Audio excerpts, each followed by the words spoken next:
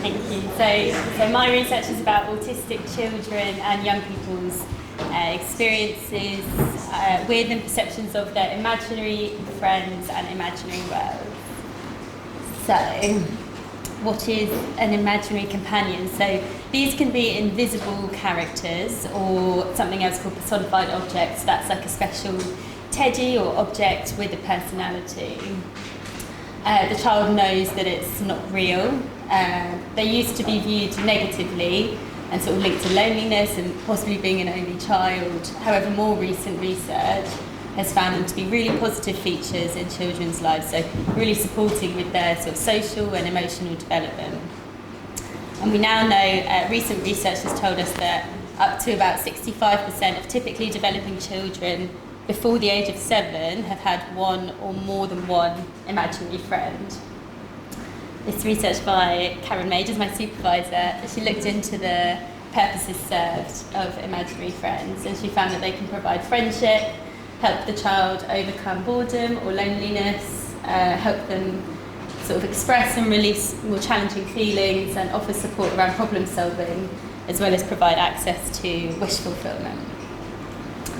Paracosms are a really understudied area in the research, so they're a sort of imagined place, often with imaginary friends living in it, but not always, and a key feature is its persistence. So like with the imaginary friends, the child sort of revisits the place over and over again, in the same way they spend a lot of time with the imaginary companions. Paracosms are understood to be one of the most complex forms of imaginary play in childhood, and world play often involves the generation of stories, which provides evidence of created giftedness. It's suggested that they're seen amongst only 3 to 12% of the population. However, the research on the topic is very limited. There really isn't much research around them. In terms of autism research, so this thesis has a sort of social justice angle to it a little bit as well. There is a lack of research about autistic children's imaginary friends, and there's no research at all about autistic individuals' experiences with paracosms. So when we think about why is this, it's likely linked to a very widely held assumption about autism and imagination being there being impairments, imagination being lacking, sort of imaginative deficits, and impoverished creativity. So during my literature review, I really sort of dug into this and found that some sort of key experiments that were done in sort of 60s, 70s, 80s have had a really, really strong influence in sort of defining this deficit narrative, and even informing the sort of diagnostic criteria around autism. I think a lot of these experiments can be very heavily critiqued. So for example, it's things like you'll get an autistic child into a room with an experimenter, give them a sort of piece of paper and a pen, say, draw me something that's never existed before. And what we know now about the nature of the diagnosis and sort of how challenging that must be for an autistic child with sort of sensory sensitivities and literal understandings and, you know, performing under pressure and things like that. So I've sort of challenged the validity and reliability of a lot of these big pieces of research, but it's not generally done across the research base. They still sort of maintain that they're still referenced heavily. So there are 2 studies that have identified autistic children having imaginary friends, quite recent pieces of research. However, the focus of these again is on the sort of cognition. So, you know, what is wrong with their brains then? Like, how can we still pick it apart and understand what's different compared to typically developing brains? And you know, there's big focus on comparison and still looking for the nature of the deficit in their imagination. This is indicative of a much wider issue. So research has sort of analysed the landscape of autism research and found that projects in the area of biology, brain and cognition have far outstripped all other areas in terms of both money spent and awards made. So that is the sort of priority in UK autism research. That's what takes precedence, that's what's valued. We're interested in the brain, we're interested in what's wrong and the deficits. So I think that autism research around imagination requires qualitative research, finding out instances of imagination that already exist, and we're also holding in mind the sort of nothing about us without us message. So it's sort of a bit of an autism research revolution. The research has historically been very exclusive of community participation, the preserve pretty much of neurotypical researchers, and very deficit oriented by nature. So my research questions are very exploratory by nature. They hold the assumption that there's just a lot we don't know. What are the characteristics, what are the advantages and disadvantages, and what are the purposes served. I used autism parent forums to recruit, which took me all across the country, and I had 8 participants aged 7 to 17. I did a consultation period beforehand, so I spoke to some autistic researchers, and thank you.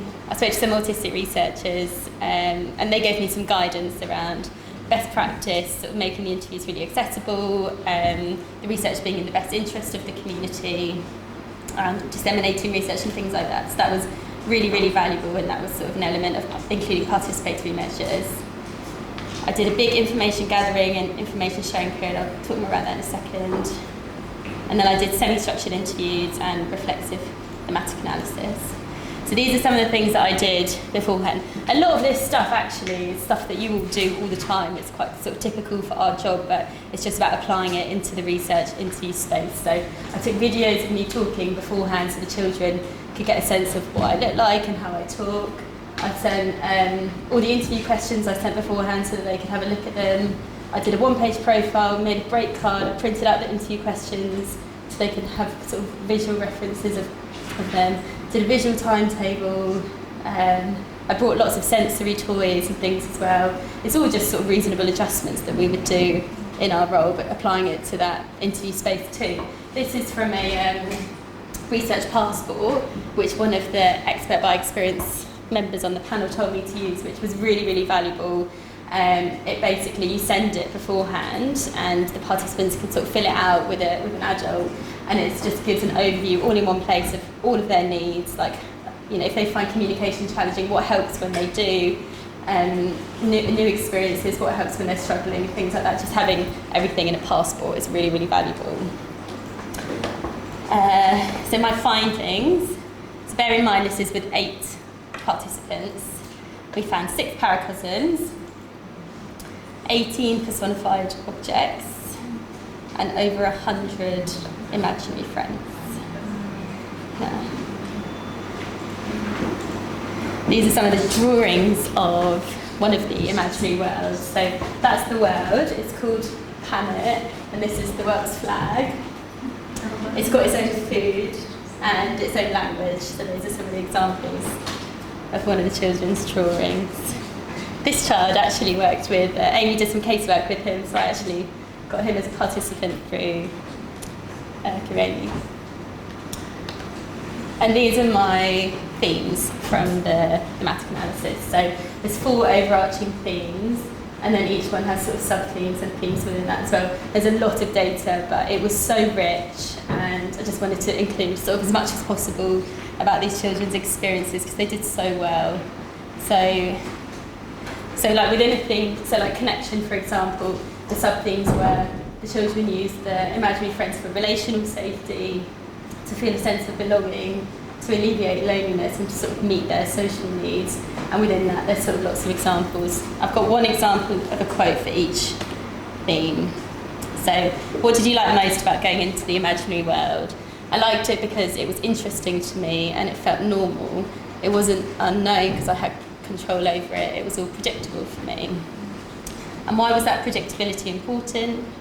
Because it kind of felt like a way of comforting myself rather than having everything being unknown. Because I guess it's just a part of normal life to do a lot of things that are new and to explore a lot of new things and do things that push you out of your comfort zone.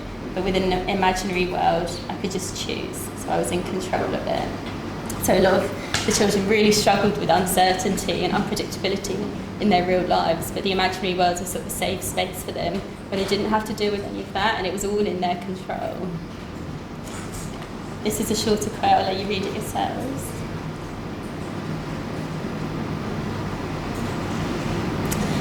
This is one of my 7-year-old participants. He was brilliant, and yeah, it was a connection was a huge theme. All of the worlds featured, relationships were like central features to them, and the relationships were really, really special and important to these children. This one is super interesting, I'll let you read it.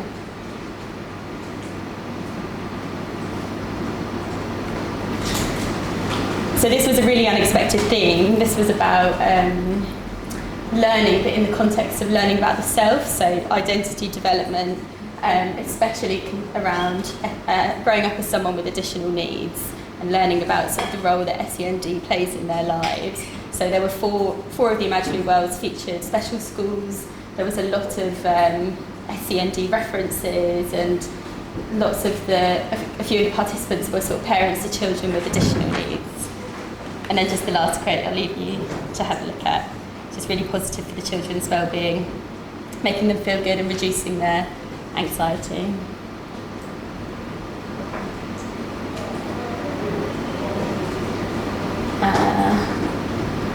Basically I matched the findings to Maslow's hierarchy of needs, so you can see well-being is like the overall purpose served there. And the findings challenge the imagination deficit, the theory of mind actually, the social motivation theory, and the theory of sustained imagination, but it was a very small study and very heterogeneous sample, and that's me done.